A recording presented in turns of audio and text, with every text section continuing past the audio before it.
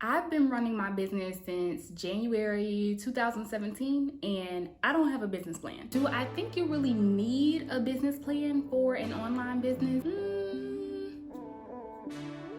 So put simply, a business plan is a document that you create that helps you strategize for the growth of your company. The reality of it is there are plenty of businesses out there who are doing well, thriving, growing, and they don't necessarily have one comprehensive document that they refer to as a business plan. But that does not mean that they don't have components of a business plan that are helpful to them in their growth. So today I'm going to give you an overview of what a business plan could look like, specifically one that is appropriate for an online business, a creative business. By the way, I'm Multipassionate Meg. I'm a public health pharmacist, copywriter, entrepreneur, and podcaster, and I help multi-passionate millennials like myself find focus so that you can finally start a profitable business. If that sounds like something that's up your alley, go ahead and subscribe to the Multipassionate Meg YouTube channel. Hit the notification bell so that you know when I'm back in these YouTube streets, and stick around. Let me raise this because I feel like I'm looking down at y'all.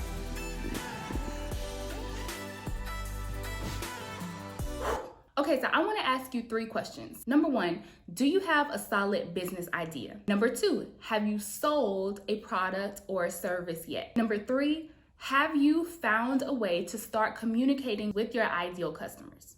Now, disclaimer, this is controversial advice, and there are others out there who might not agree with me, but I'm gonna say what I'm gonna say. I believe that if you answered no to any of those 3 questions, that you should focus on turning the answers to those questions into yeses before you concern yourself with a comprehensive business plan. The reason is because you could start operating in this business and realize it's not even something you want to do. And then you've wasted however many hours creating this 20-page document when you don't even want to do this business. So I personally feel that it is a good idea to have a little bit of traction in that specific business before you start concerning yourself with an actual business plan. At the same time though, I want you to realize that if you are creating an online business or a small side hustle, something like that, you don't necessarily have to think about a business plan in the traditional sense. A long document with an executive summary and projections, and that's not necessarily what you're creating. Now, if you're trying to do like a tech startup or something super official, that's a different story. This ain't the video for you. That's not what we're doing here. But if you have a smaller online business that you know is kind of a solo thing, this is a small, lean version of a business plan that could be useful for you without you having to like create some complicated, overly complex document. It can be a simple 1-pager like this example from the Small Business Administration's website. This is how you could structure your business plan for your online business. Let me highlight each of these areas and what questions you will want to ask yourself in order to insert the information you need into those different areas. First is your identity. That is, what does your company do? The problem. What problem does your company's solution solve? In the solution section, you're going to be talking about what your solution is. What is your solution to that problem you just talked about? What is the result of that solution, and what is the impact of that result? If our solution is providing soap to senior care centers, then the result of that might be reducing infections in the senior care facilities, and the impact of that result is longer life expectancy for senior care residents, or more positive interactions between senior care residents because they aren't so concerned about spreading germs. So the result is what comes from your solution, and then the impact of that result is the broader like transformation that your solution helps achieve. Your target market, that is, who is your ideal customer? There's going to be an amazing interview episode that's going to round out this business basics series. The guest is going to help you dive deep into identifying your ideal client. So make sure you subscribe so that when that episode goes out, you will see it, because that's going to help you dig into that ideal client and figure out exactly who that is. Competition. Who is your competition? What companies are your competition? And what is your value proposition? In other words, what makes you different from / better than your competitors? Revenue streams. What products and or services do you offer? If you can, try to identify your main product or service if you offer multiple.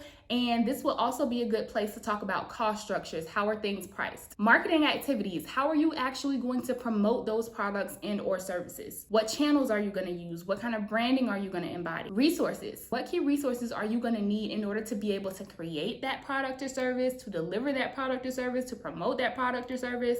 You need to lay out all of the resources that you will need to have available for you, because that's going to help you with the next section, your expenses. What expenses do you predict you're going to have based on creating, promoting, delivering, distributing, all of that kind of thing. Speaking of expenses, there is a way that you want to think about your business finances so that you are not incurring more expenses than you have the money to pay out. I would highly recommend that you listen to the money management interview with Ayana Vaughn, a financial strategist, because she talks about how to think about your business finances in a way that does not have you incurring debt or spending money that you actually don't have in your business. And that's going to be something important to think about when it comes to your business expenses. Lastly, your team and your key roles. Who are your support people? Is it just you? Are there other team members who help? And if so, what do all those team members do? What are they responsible for? With each of these sections, you can start off very basic and expand over time. Depending on where you are in the process of setting up your business, you might not know the answers to all of these questions. This is going to be a dynamic document. It's going to change over time. You might add more detail over time. So don't feel bad if you don't have the exact answers yet. Just have it as a goal that you will work towards getting to that point. All right, so in my case, I don't have one document that lays out all of these elements of my business, but I do have individual documents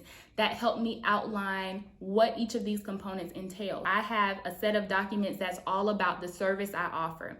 It includes information about like who I'm promoting it to, what my revenue streams are. I have another document that's all about the branding and the channels that I use to market. I have other documents that are about expenses. And so at this point, it might make sense for me to combine all of those documents into one business plan. But I just want you to know that you can operate your business if you do not have that comprehensive business plan yet. And remember that this is not a traditional business plan that we're talking about. This is not a complex, formal document. This is just something that you are using to guide you along the path so that you can grow your business and increase your profit. Also, I meant to bring this book downstairs, but honestly, I'm just not walking back up there to get it. Business Model Canvas is a great resource for you to use if you are still in the process of thinking about what your business model is going to be, or thinking maybe you need to change your business model. There are some business plan templates that are associated with that book. If you've ever taken like college level business classes, you might have actually used this book as a textbook. It's by Alex. I'm not going to butcher his last name, but you can get that on Amazon if that's something you're interested in. I think it's an amazing resource, and it's been helpful for me as I consider what business model is going to help my business be most profitable. So I hope this was helpful for you. Do not forget to use the SBA's website as a resource as well. They have lots of information about business plans. They give examples of traditional business plans and the more lean business plans that we are talking about. So don't forget that as a resource. And lastly, if you have not watched the video about how to build your business step by step without like overwhelming yourself, trying to do too much at one time, highly recommend that you watch that one next. It includes a free download that's basically a checklist to walk you through each step of starting your business. And it also gives you the specific resources that I use in my healthcare copywriting business, so that you don't have to worry about like what accounting software should I use, what business bank account should I open. All of those resources are in there for you. So head to that video next if you haven't watched it already. And don't forget to subscribe to the Multipassionate Meg channel. I'll see y'all next time.